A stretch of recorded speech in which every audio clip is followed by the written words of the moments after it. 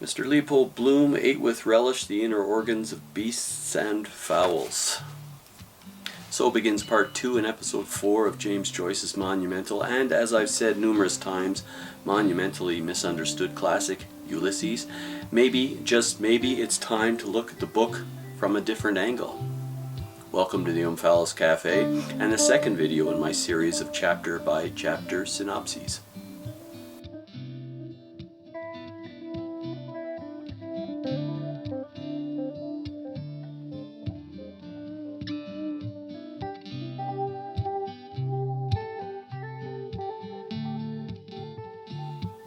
Last video we looked at part 1 of the book, dealing with the young Joyce alter ego Stephen Dedalus and the impasse he had worked himself into on his journey from Dublin boy to fully mature world artist shaman. I've also described him as a young Buddha to be, and as highfalutin as that sounds, I don't say that lightly, because the young Joyce / Dedalus is in the process of doing precisely that, developing a Buddha-like awareness of the wonder and mystery of all life. And that's the perspective, by the way, from which Joyce will write both Ulysses and his final work, Finnegans Wake. However, in order to write from that perspective, Joyce, as all genuine artists must, needed to get there, needed to grow or blossom into the fully mature adult shaman / artist. And that, in a nutshell, is exactly what he's in the process of doing in Ulysses. So, as a quick thumbnail overview of the book as a whole, rather than a modern-day retelling of Homer's Odyssey, Ulysses is actually a sort of roadmap of the pathway Joyce himself took in getting to the place where he wrote his mature works from. In that sense, it serves as sequel to his portrait of the artist as a young man and prequel to Finnegans Wake, a sort of hub around which his portrait of a developing soul and Buddhist-like vision of the mature one revolves. Perhaps, rather than Ulysses, it could have been titled A Portrait of the Artist Crossing the Difficult Threshold into Fully Mature Adulthood. Anyway, that all being said, with part 2 and episode 4 of the book, we are introduced to a new character, Mr. Leopold Bloom. Now, why, it's fair to ask, if, as I say, the book is actually about the young Joyce / Dedalus's awakening to the wonder and mystery of all life, does he introduce us to this new figure, Leopold Bloom? Why didn't Joyce just stick with the Dedalus developmental narrative? And the answer lies in the very summarization of the book I've offered up, Ulysses being more than anything else the story of James Joyce's own awakening to the wonder and mystery that is all life around him and around us today, in this world and this universe. The problem Joyce faced in continuing with the Dedalus narrative is that Stephen has largely left this world behind and retreated into a hazy, swirling, ink-weight world of his own, one without a single male friend, and take careful note of that point, or female companion. Simply put, the Stephen Dedalus we left behind in part 1 on the shore of sandy Mount Strand no longer has any connection with the world of Dublin. He's at an impasse, in a state of paralysis, frustrated, outside the current of life, and unable to move forward. You could call it a Hamlet-like rejection of all things, and not surprisingly, the figure of Hamlet recurs again and again in the book. In order to move the narrative forward, Joyce needed someone else, someone fully ensconced in this world, willingly participating in it. Enter Mr. Leopold Bloom of number 7 Eccles Street, Dublin, Ireland. Now, as I hope to show over the next few videos, to say that Bloom is a sort of nondescript everyman is to miss the boat entirely on this extraordinary character. But for us, as well as for his fellow Dubliners, the differences are subtle. And let me just add, because of those very differences, in the course of his wanderings, Bloom will endure 100 slights and discourtesies, rudenesses, and insults. You could say that's the price a man or woman pays for being different, holding different opinions, and cherishing different beliefs.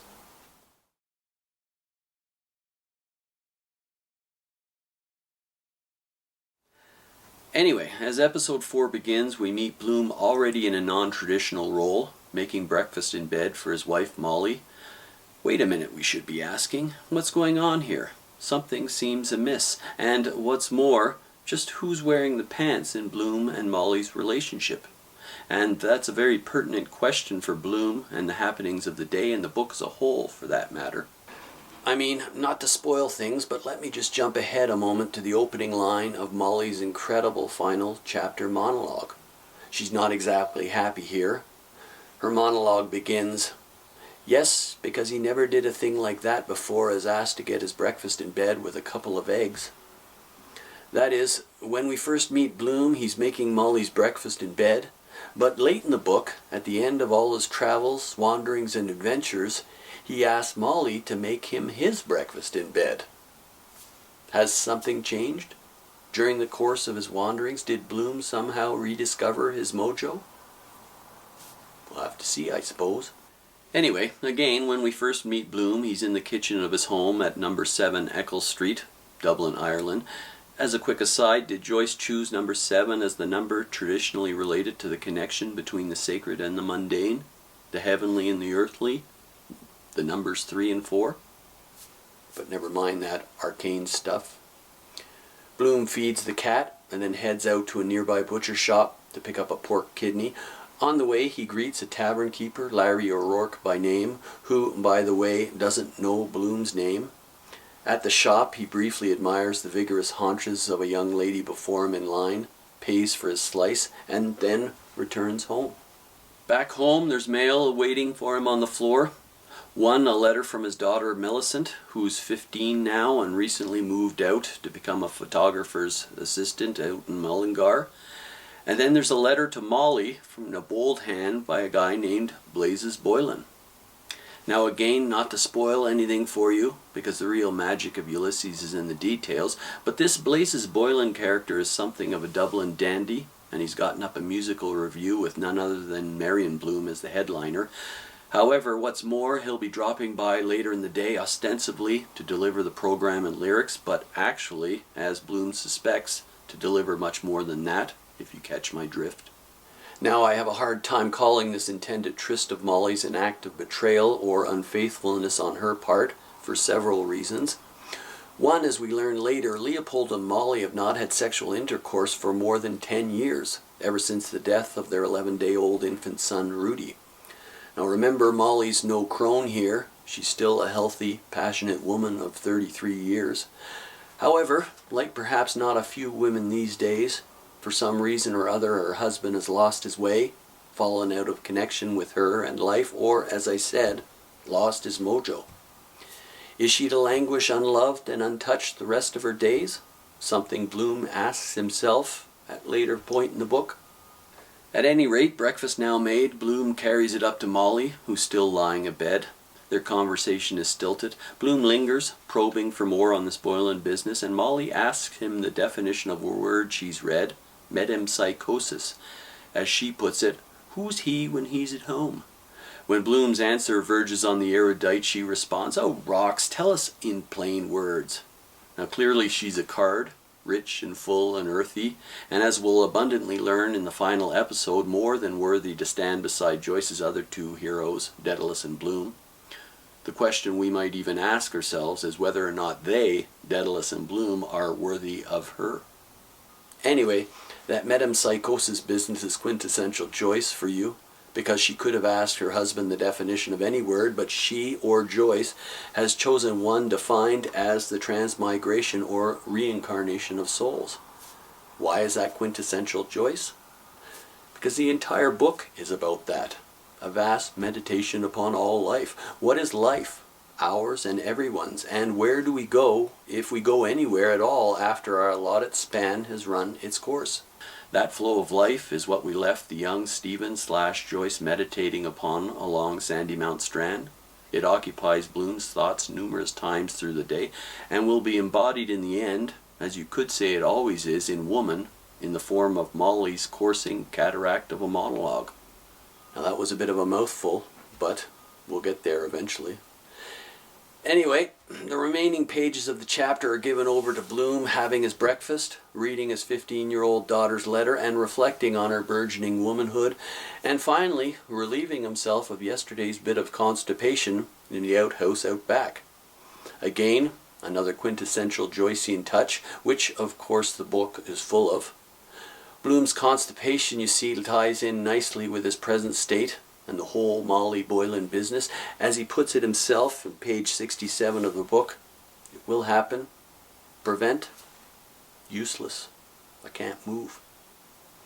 That is a game. Like Stephen, Bloom in his isolation is suffering a sort of paralysis, an inability to move forward, a psychic constipation, if you will.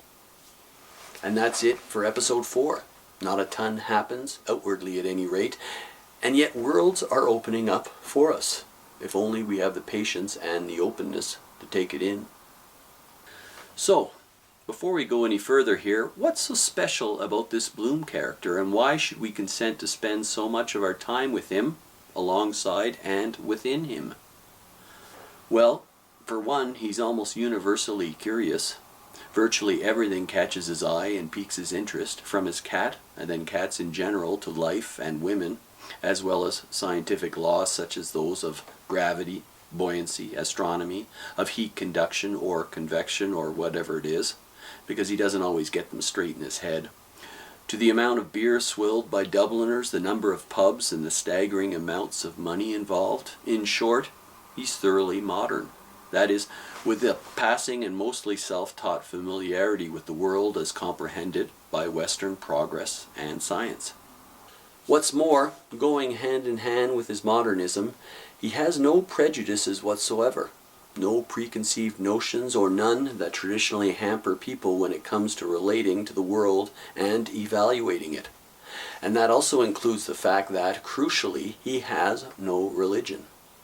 Why people, some of whom have a string of degrees behind them, insist on labeling him Jewish is beyond me. Have they read the book, I wonder? Or are they just parroting back what they've heard? Whatever the case might be, on page 682 of this particular edition, we learn that while Stephen Dedalus has been baptized only once, Bloom, on the other hand, has been baptized no less than 3 times. Not to mention the other fact that in the Cabman's Shelter, page 643, Bloom himself tells Stephen that in reality he's not Jewish. Anyway, I suppose you can decide whether he's Jewish or not. Be that as it may, there's a sort of philosophic artistic bent to him, as his fellow Dubliners grudgingly concede, an appreciation for thoughts and ideas, alongside the above-mentioned deep and appreciative admiration for all living things, and women in particular, however much he might be alienated from his wife at present. In short, he's alive to a great deal that is taking place around him, reacts if not responds to it, and we, along for the ride, are afforded in the process an extraordinarily unique viewpoint upon the world. One, what's more, I truly believe has never actually been put forward before.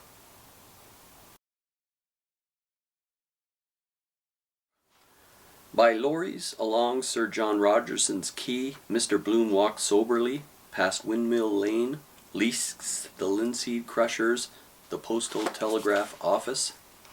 So begins episode 5 and Bloom's voyage through the streets of Dublin.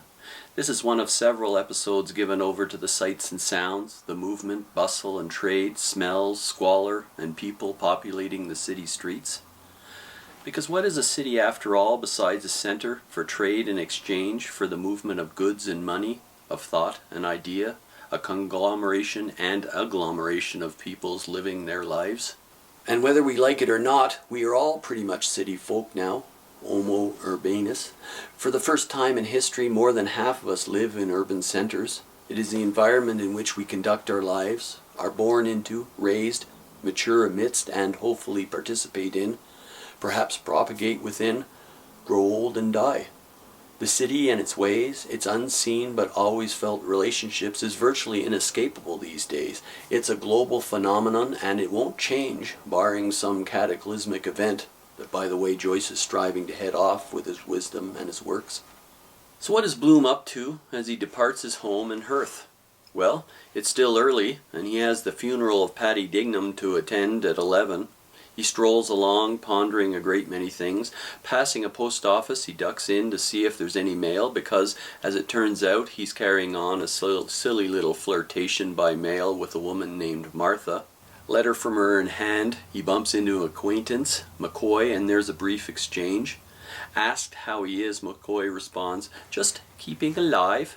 And I can't help smiling at that, because the answer is pure James Joyce.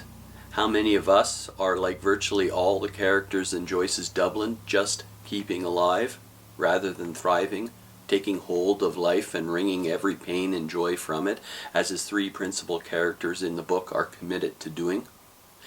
Anyway, while chatting, Bloom admires the frilly lace of a society belle climbing aboard a carriage across the street. Rid of McCoy, he resumes his wanderings, and after a brief spell recalling his father's death by suicide, he finds a place to read the letter from Martha. It's painful, high schoolish, badly written, and brings home how far he's strayed from his wife Molly.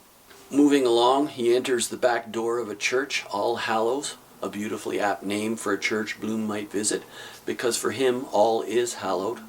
Inside, he takes in the morning mass, ruminating upon the solemnity of the ritual, the Catholic Church, and religion in general. After that, he drops by a pharmacist to pick up a jar of cream and lemony wax bar of soap for Molly, and leaving, runs into a fella named Bantam Lyons. Now, this little encounter will have unforeseen ramifications later in the day. The reason is because Lyons asks to see the newspaper Bloom is carrying. Bloom tells Lyons he can have it, as he was just going to throw it away. But then Lyons is taken aback, saying, "What's that? Okay, I'll risk it." As it turns out, Lyons wants the paper in order to scan the betting lines on the Gold Cup horse race running later that day. Although Bloom is not a gambler, many in Dublin, including Blazes Boylan, who will have a few bob on the favourite for himself and a lady friend, are. Now, as chance would have it, a rank outsider named Throwaway will win the race and pay a tidy 20-1, and rumour will get around that Bloom somehow had the inside track on it because of his telling Lyons he was just going to throw the paper away. Anyway, oblivious to the Gold Cup and Throwaway, Bloom moves along, and the chapter ends with him picturing himself lying in a bath, where he's pondering whether or not to, as he puts it, combine business with pleasure, that is, to masturbate. And that's it for episode 5. But I want to talk about something before we move along here. I want to get at what I think is the root of this whole Homeric parallel business, the idea that Ulysses is merely a modern-day retelling of Homer's Odyssey. And I want to put forward a very simple notion, one that to me is so extraordinarily self-evident, but that has been and continues to be almost entirely overlooked. But what's more, without grasping the simple notion or idea, we as a species will never move forward and truly understand ourselves, as well as what lies at the core of virtually all of Western civilization's contributions to the artistic, philosophic, and literary works of humankind. Those are awful big words, but they're simple and true, especially if you want to gain anything substantive from reading such a seemingly difficult work as Ulysses. And the simple notion is this. For nearly 1,000 years, the Roman Catholic and then the Christian Church in all its many branches has held an almost complete and total monopoly. That is, the exclusive rights, under continual threat of grievous harm or even death, over all things to do with life and spirituality. Put another way, for nearly 1,000 years, if you were what I like to call one of the giants of the human spirit and wanted to express yourself upon such deep and abiding subjects as life, spirituality, and the soul, you had to do so very guardedly, lest you run afoul of the church, as so many people did. You had to throw up a screen disguising your real intentions. Now, that screen could take one of several forms, buffoonery being one, as such luminaries as Rabelais and Cervantes employed. Another route might be the use of arcane terms, mystical and hermetic rites, such as alchemical works, or those underlying such secret societies as, say, the Masons and Rosicrucians.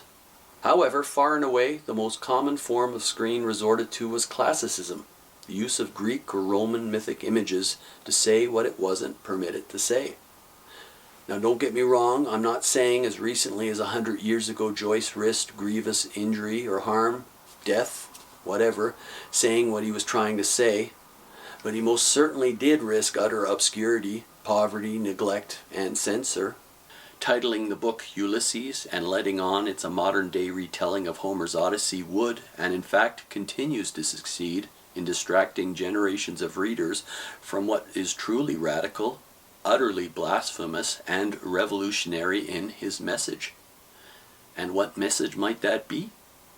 Well, as I frequently end blog posts at omphalloscafe.com, life is all there is. Don't get lost in the details, the words, the labels, or as Stephen Dedalus would put it, history. And make no mistake, however he accomplished it, Bloom has succeeded in freeing himself from history and tradition. The seemingly nondescript Bloom has actually become Nietzsche's Superman, believe it or not. Listen to just two examples from episode 5. The first is towards the end, when he's contemplating his bath. He muses, "Always passing, the stream of life, which in the stream of life we trace is dearer than them all." That is, as I've written and said, life is all there is, and life is nothing more than the ever-flowing passage from one generation on to the next, and ever onward from there. Bloom calls it the stream of life, just as I've referred to it as the great passing through. But the words don't matter. Only the living, ever-flowing reality does. Bloom is musing upon the fact that life is passing through every living being as one streaming thread in a grand streaming symphony.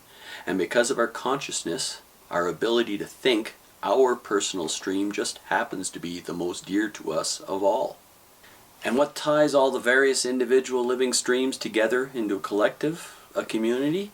Here are Bloom's musings on the matter from earlier in the chapter, sitting in All Hallows Church. He thinks, something like those matzoth. It's that sort of bread, unleavened shrew bread. Look at them now. I bet it makes them feel happy. Lollipop, it does, yes. Bread of angels it's called. There's a big idea behind it. Kind of a kingdom of God is within you feel. First communicants, hokey pokey penny a lump, then feel all like one family party. Same in the theater. Here he's making a connection between church ritual and art in general. They're all in the same swim. They do, I'm sure of that. Not so lonely. In our confraternity, he thinks. The living, flowing stream of life at the heart of all phenomena, at the relative heart of comparative religion. Folks, however he did so, Bloom has freed himself from the weight of history and tradition and gotten to a special place, one that unfortunately cuts him out from the crowd and perhaps alienates him from his own wife in the process. At any rate, that freedom from history and tradition happens to be the very place the young James Joyce / Stephen Dedalus is striving towards too. Anyway, big thoughts, big ideas, which are more than just ideas, you might say. And that's it for episodes 4 and 5. You've been watching the Omphallous Cafe. Thanks for visiting, and we'll see you next time when we continue with the Synopsis with episode 6. When we get to ride along with Bloom in a carriage to the funeral of Paddy Dignam. After all, aren't we all in a carriage riding towards the grave? Bye for now.